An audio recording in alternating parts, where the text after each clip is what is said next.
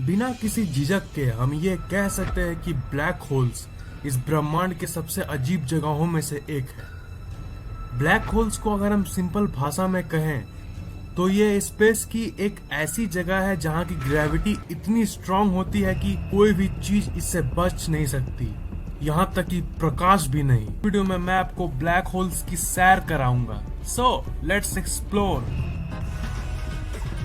सबसे पहले मैं आपको बता देता हूँ कि anything can become a black hole.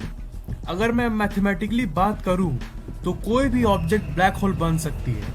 किसी भी चीज की डेंसिटी या घनत्व जितनी ज्यादा रहेगी उसकी ग्रेविटी यानी गुरुत्वाकर्षण शक्ति उतनी ज्यादा होगी।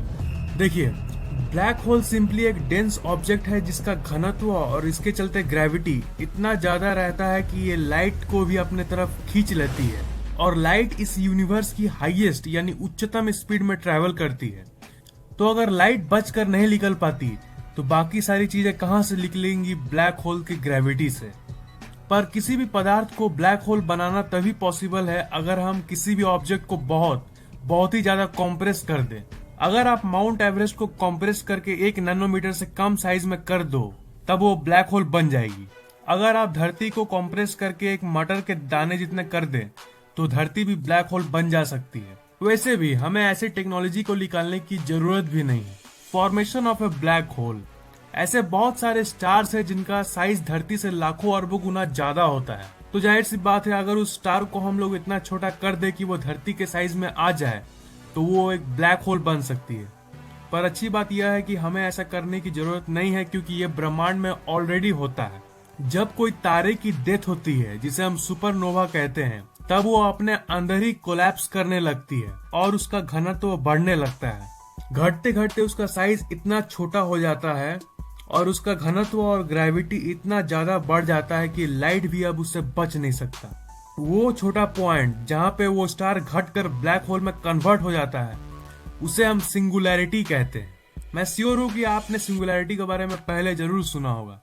इवेंट होराइजन, ब्लैक होल का वो बाउंड्री जहां से लाइट स्केप नहीं कर सकता, उसे हम इवेंट होराइजन कहते हैं। मतलब इवेंट होराइजन से पहले लाइट बच के जा सकती है पर उसके आगे नो चांस। ब्लैक होल्स को हम ब्लैक होल्स क्यों कहते हैं? क्या आपको पता है कि ब्लैक होल्स को ब्लैक होल्स क्यों कहा जाता है? ब्लैक होल से लाइट स्केप नहीं कर सकती है, इसका मतलब ये नहीं है कि ब्लैक होल्स में लाइट नहीं होती है, पर वो जो लाइट है वो आपकी आंखों तक नहीं पहुंच पाती, क्योंकि ब्लैक होल से लाइट बचकर नहीं जा सकती है। तो जब वहां से लाइट बचकर नहीं निकलेगी तो वो आपकी आंखों तक कैसे पहुंचेगी? इसीलिए हमें ब्लैक दिखती है। Black holes effect time, black holes time को भी इफेक्ट करती है। ब्लैक होल्स का घनत्व इतना ज्यादा होता है कि ये स्पेस टाइम को डिस्टॉर्ट कर देती है।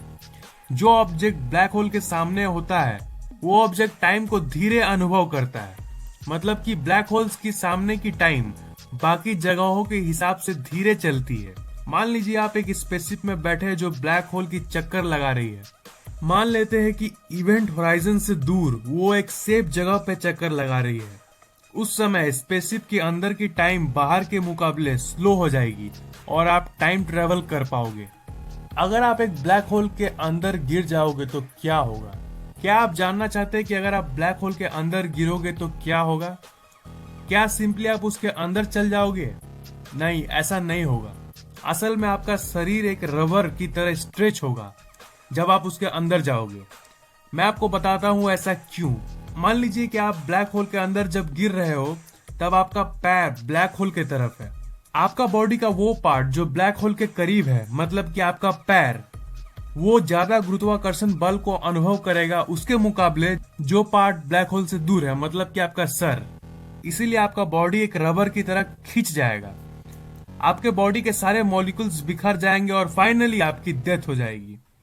पर डरिए मत, ऐसा कभी होगा नहीं, क्योंकि जो नियरेस्ट ब्लैक होल है वो हजारों प्रकाश वर्ष दूर है इस सौर मंडल से। तो ये क्वेश्चन आता है कि धरती से सबसे नियरेस्ट ब्लैक होल कौन सा है? और एक क्वेश्चन आता है कि क्या ब्लैक होल्स धरती को निगल सकती है? जैसा कि मैंने कहा, वो ब्लैक होल हजारों प्रकाश वर्ष दूर है। सिग्नियस X1 नाम का एक ब्लैक होल है जो धरती से 6000 प्रकाश वर्ष दूर है और उसका मास सूर्य से 15 गुना ज्यादा है। पर वो इतना दूर है कि धरती या फिर सौर मंडल पर इसका कोई प्रभाव नहीं पड़ेगा। सो आपको डरने की कोई जरूरत नहीं है। लाइक कर दो अगर ये वीडियो पसंद आया तो, कमेंट और शेयर